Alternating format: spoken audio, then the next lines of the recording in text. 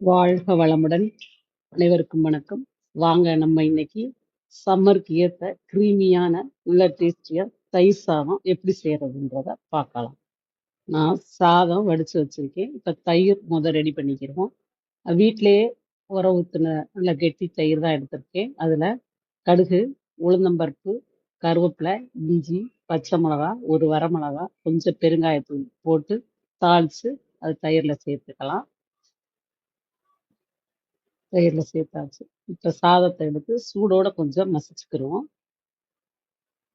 மசிச்ச தயிர் சாதத்துல தாளிச்ச தயிரை போட்டு, ஏற்கனவே நான் சாதத்துல எங்க வீட்டுல உப்பு போடுவோம். அதனால உப்பு போட்டு வடிச்சிருக்கேன். அதோட கொஞ்சம் உப்பு சேர்த்து தயிரை சேர்த்துக்கிறோம். அதுக்கடுத்து காய்ச்சி ஆறின பால் ஒரு கிளாஸ், பெரிய ஸ்பூன்ல ஒரு ஸ்பூன் பட்டர் போட்டிருக்கேன்.